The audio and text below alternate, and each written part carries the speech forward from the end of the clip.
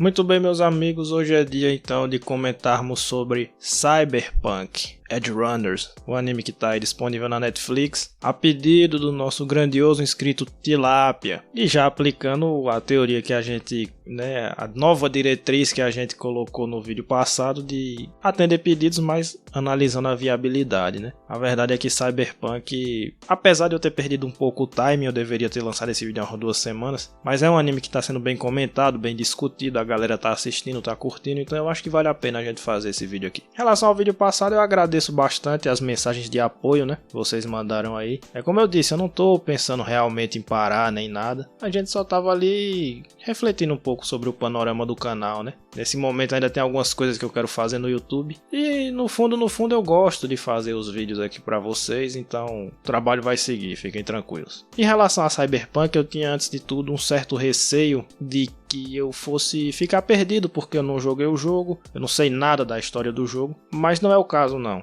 Essa é uma obra bastante acessível a quem não conhece o material original, então se você não viu eu recomendo que veja, está disponível na Netflix, Quando se fala de Cyberpunk, do anime Cyberpunk, eu acho que dá para dividir essa obra em 3 partes. O capítulo inicial, o meio do anime, que eu vou colocar aqui do capítulo 2, do episódio 2 até o 8 ou 9, e o final, que são os 2 últimos episódios, basicamente. Em relação ao início de Cyberpunk, eu acho que é um início que ele já mostra tudo o que aquela obra vai ser ao longo dos seus 10 capítulos, dos seus 10 episódios. O que me chamou a atenção em primeiro lugar acerca de Cyberpunk foi que essa é uma obra bem consciente da tradição na qual ela está inserida. O Cyberpunk enquanto gênero, não sei se vocês sabem, mas existe o subgênero Cyberpunk, que é um subgênero de ficção científica, mas que ele é fortemente inspirado em uma coisa chamada filme noir, que é basicamente um tipo de filme muito específico que fez muito sucesso nos Estados Unidos nas décadas de 40 e 50 e também um pouco na França até a década de 60, que eram geralmente filmes de detetive,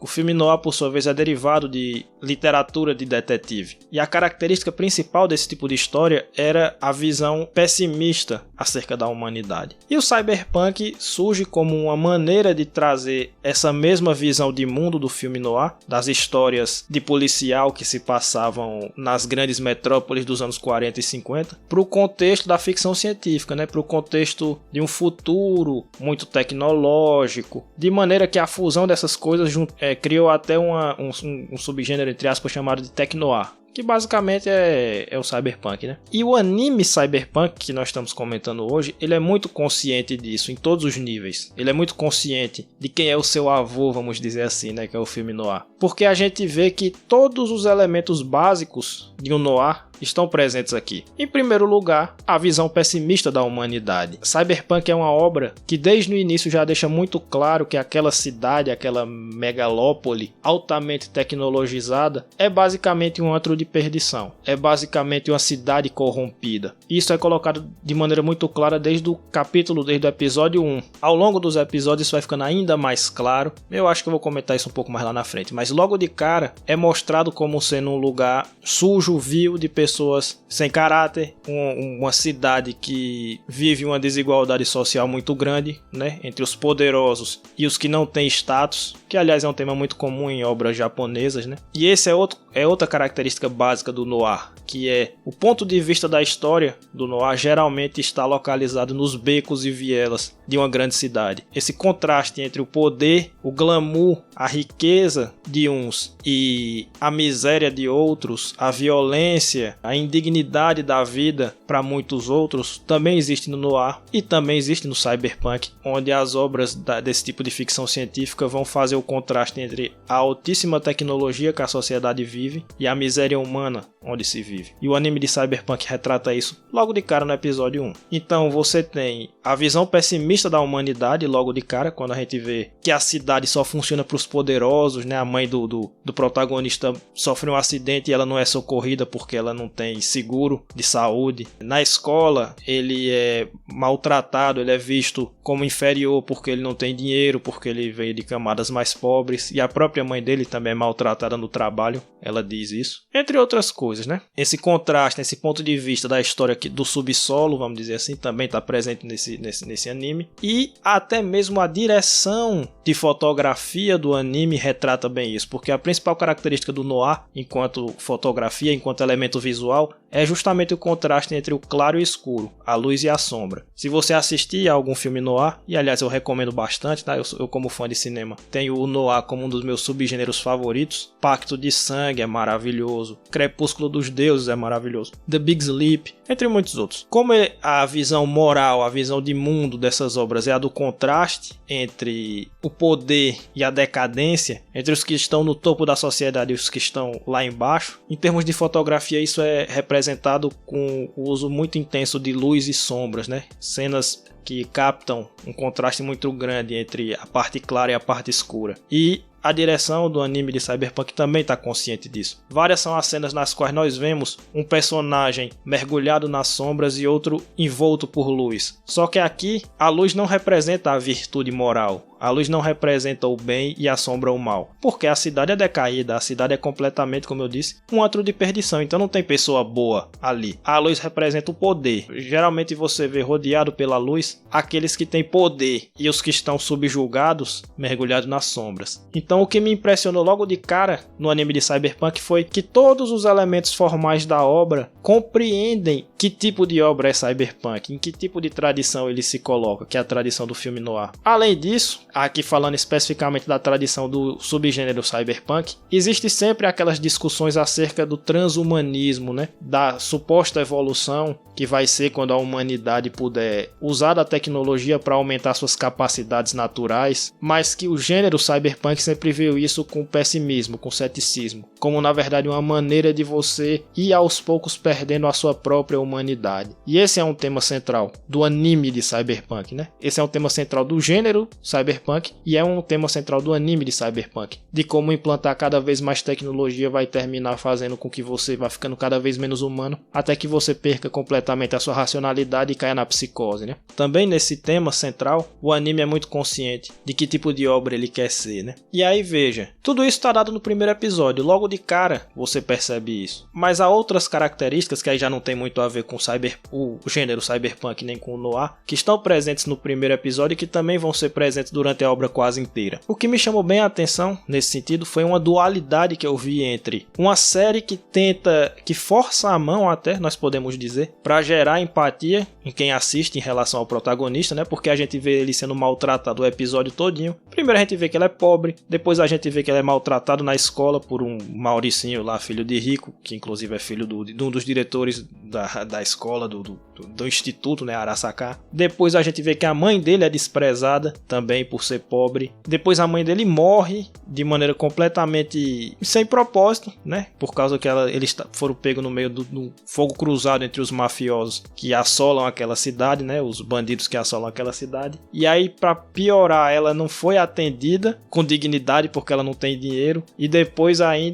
que ela morre, nem depois da morte ela recebe nenhum mínimo de respeito, né? É tudo muito frio, tudo muito distante. Então todas essas coisas vão se somando umas às outras, criando até quase uma caricatura para fazer a gente ter empatia pelo nosso protagonista, né? Que sofre na vida e que é esmagado por todas essas estruturas opressivas da cidade tecnológica de Night City, né? Mas ao mesmo tempo em que a obra força a mão para que a gente tenha empatia por ele, eu senti um certo tom mais ameno do ponto de vista dramático, propriamente dito. E eu acho que isso acontece porque a série é muito rápida, ela é muito dinâmica. Eu não vou dizer aqui que ela é apressada, que ela corre demais, como eu já falei acerca de outras obras, mas eu acho que, na verdade, foi uma escolha que a direção fez. Eles tiveram que escolher entre o dinamismo, ou seja, sempre acontecer uma coisa nova para dar andamento à história, ou então desacelerar um pouco para permitir que o espectador sentisse um pouco mais o peso de certas coisas. E na hora de escolher entre um e outro, eles escolheram o dinamismo. Então você tem alguns acontecimentos muito impactantes, e isso acontece no primeiro episódio com a morte da mãe do David, mas acontece com várias coisas ao longo da série. Acontecimentos impactantes que, no fundo, perdem o peso, porque não é dado tempo suficiente para que o espectador vá digerindo mesmo, para que vá entendendo, vá sentindo o peso da coisa. Porque a série não pode parar. Ela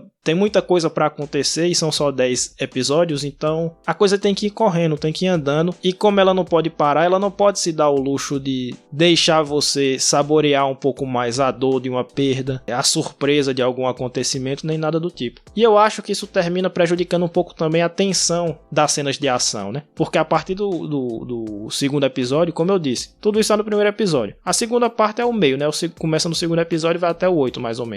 Aí Cyberpunk vira basicamente uma obra muito mais de ação do que noir, né? E aí, enquanto obra de ação, ela funciona muito bem porque ela é muito dinâmica, tá sempre acontecendo alguma coisa nova, sempre tem uma reviravolta no roteiro. Se você prestar atenção direitinho, quase todos os episódios terminam com um gancho, né, com um cliffhanger, ou seja, com um acontecimento muito surpreendente que nos pega desprevenido, né, de calça curta, como a gente fala, e aí nos deixa com vontade de ver o próximo. Então tudo isso está muito correto do ponto de vista da ação. As cenas de ação são bem animadas, são legais, mas a tensão das cenas de ação, a apreensão que poderia ser gerada em nós de que alguma coisa podia acontecer de muito ruim, eu também senti um pouco prejudicada. Porque se você observar, todos os pequenos problemas, todos os pequenos conflitos que vão surgindo no meio da história entre os episódios 2 e 8 são resolvidos muito rapidamente.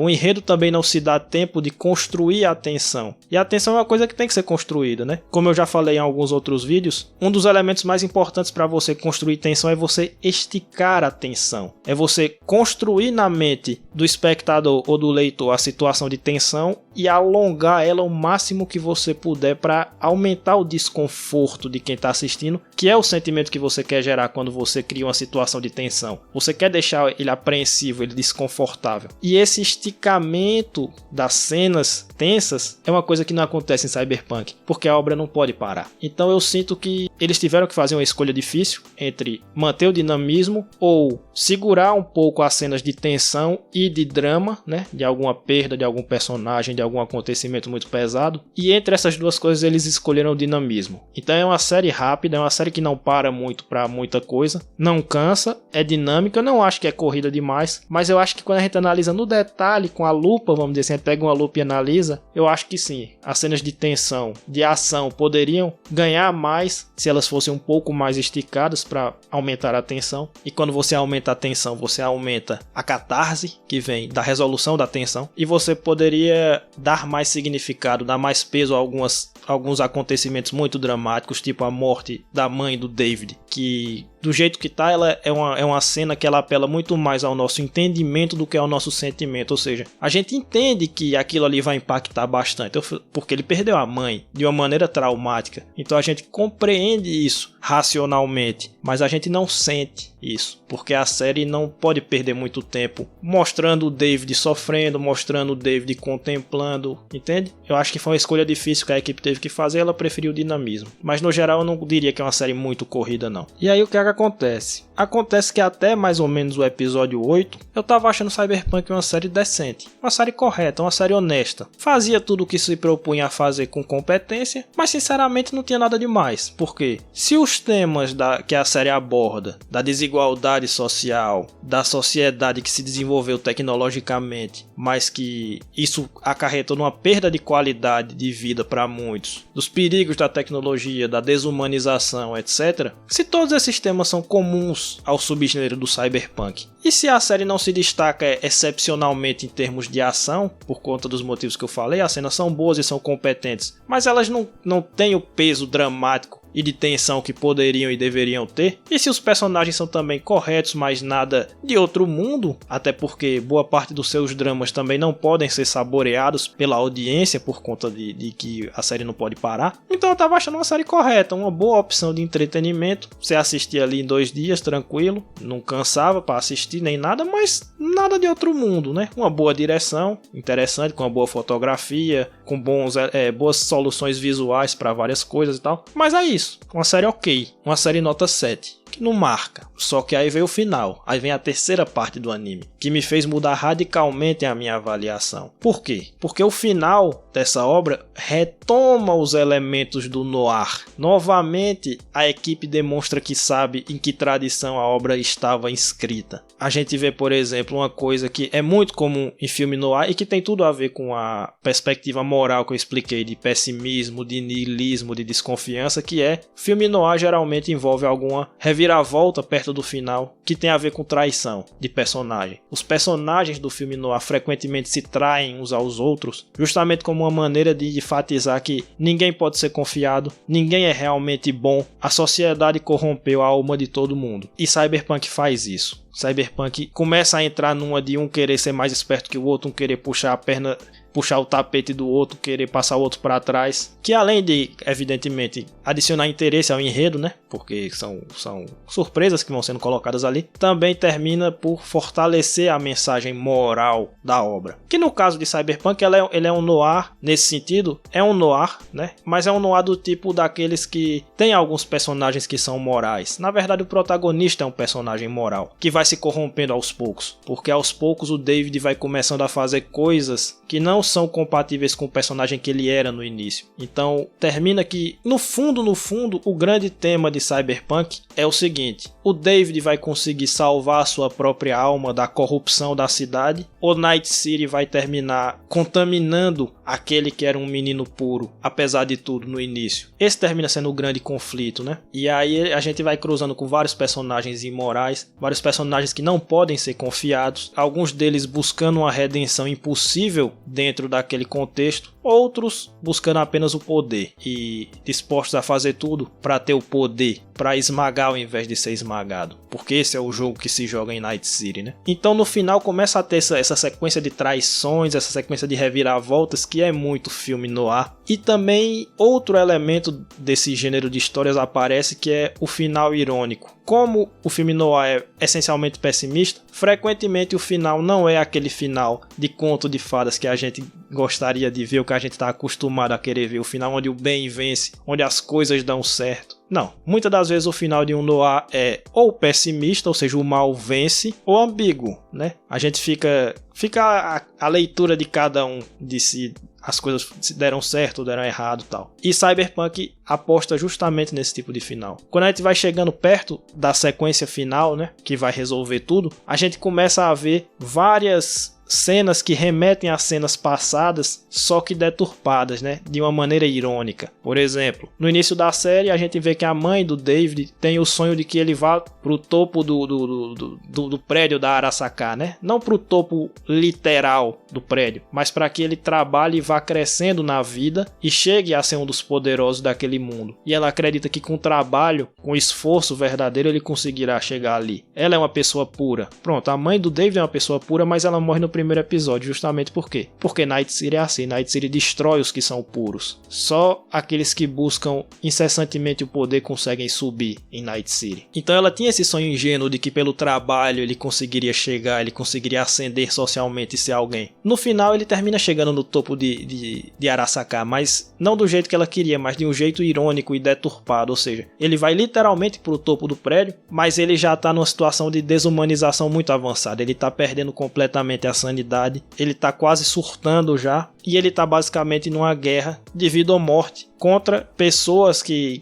estavam tentando usá-lo para seus projetos pessoais de poder e tudo. Então ele chegou no topo da torre, mas não da maneira idealizada que a mãe dele queria, mas de uma maneira irônica, de uma maneira deturpada, que é como se a série dissesse: a única maneira de chegar no topo em Night City é assim. Você não chega no topo como a mãe dele ingenuamente acreditava. Essa cidade não permite uma tal coisa. E outras cenas, né? Eu tô citando essa que é uma bem específica, mas tem várias cenas desse tipo, que vão fazendo rimas visuais, né? É bem explícito na série isso. E isso enfatiza justamente isso que eu tô falando, que o mundo é tão vil e é tão cruel que ele não permite nenhum tipo de sonho, ele não permite nenhum tipo de redenção, ele não permite nenhum tipo de felicidade ou de salvação. E isso também é muito característico do filme noir. Então, Então, isso foi uma coisa que eu gostei bastante. Por outro lado, apesar de estar perdendo a sanidade, perdendo a sua humanidade, perdendo aquilo que o fazia diferente dos outros, a sua pureza, que ele já tinha naquele momento até perdido, que ele já tinha feito muitas coisas que evidentemente não estavam de acordo com a pureza moral, o David finalmente tinha descoberto a verdade acerca daquele mundo, que é uma coisa que a mãe dele nunca entendeu. Apesar da mãe dele ser uma pessoa virtuosa e uma pessoa moral, ela nunca entendeu qual era a verdade acerca de Night City, e ele naquele momento, louco quanto estivesse, começava a entender, né? Então é um anime muito consciente de sua tradição, e o fato desses elementos de noir terem voltado ao primeiro plano, ao invés da pura ação do meio, né, do anime, fizeram com que eu começasse a reavaliar. E aquele final, especificamente, me pegou muito no sentido de... ele é um tipo de final que eu gosto, ele é um tipo de final que está dentro da tradição do noir, como eu disse, no caso é um final ambivalente, ele é ambíguo, ele é o tipo de final que eu gosto porque ele dá muito o que se discutir, dá muito o que se interpretar. Cyberpunk é uma obra que se recusa a dar respostas fáceis para a audiência, então cada um vai tirar sua conclusão, cada um vai fazer sua interpretação, e muitas interpretações são possíveis. Ele é coerente com o tom geral da série, porque não seria nem um pouco crível se tudo tivesse dado certo para eles, se eles tivessem conseguido destruir todas as relações de poder, de busca cega pelo poder que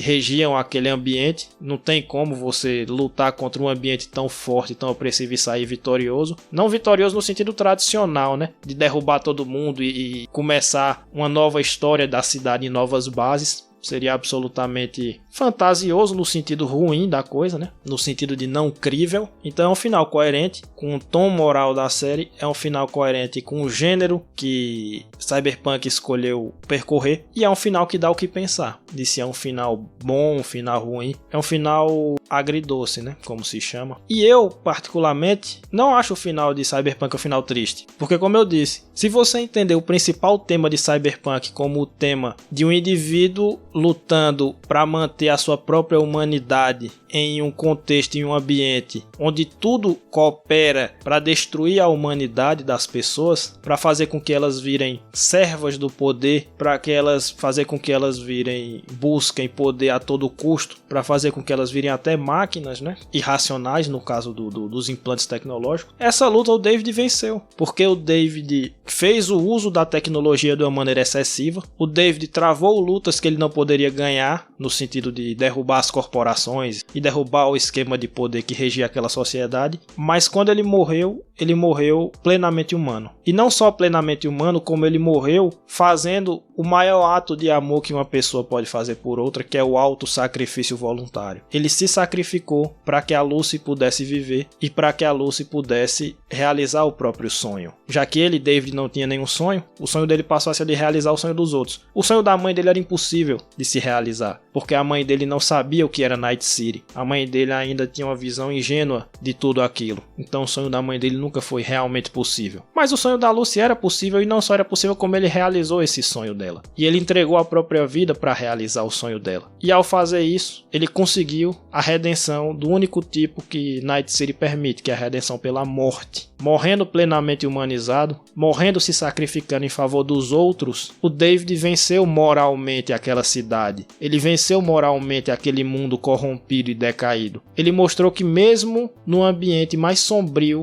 mais cruel e mais indigno, o amor ainda é possível. E foi assim que ele conseguiu vencer. E a Lucy conseguiu vencer de outra forma, que é indo embora. Night City só permite dois tipos de redenção. É a redenção pela morte ou pela fuga. O David ficou com uma, a Lucy ficou com a outra. Então eu não sinto que esse foi um final triste. Ele foi triste porque a gente, se você pensar que a gente queria ver os dois juntos, felizes para sempre, essas coisas todas. Mas aí volta ao que eu digo. O noir não tem esse tipo de final, entende? É da tradição do tipo de história que Cyberpunk estava construindo desde o episódio 1, saber que esse tipo de final não é possível. Então, as vitórias que os personagens obtêm nesse tipo de história são vitórias desse tipo. É uma vitória que ele parece que perdeu, mas se você analisar com calma, ele não perdeu, ele ganhou. Então, no fundo, a Lucy e o David são vitoriosos dessa batalha. E eu acho que a Lucy, enquanto, entre aspas, pessoa, né, enquanto personagem, entendeu isso. Porque no final ela lembra do David e ela, ao invés de se lamentar, claro, ela não está plenamente feliz, mas ao invés de ela se lamentar, ela sorriu. Ela entendeu na cena final o que o David fez. E ela entendeu que no final o David ganhou. O David conseguiu fazer o que o Manny nunca fez, né? Não tem uma cena na qual o Falco diz isso, você pode chegar onde o Manny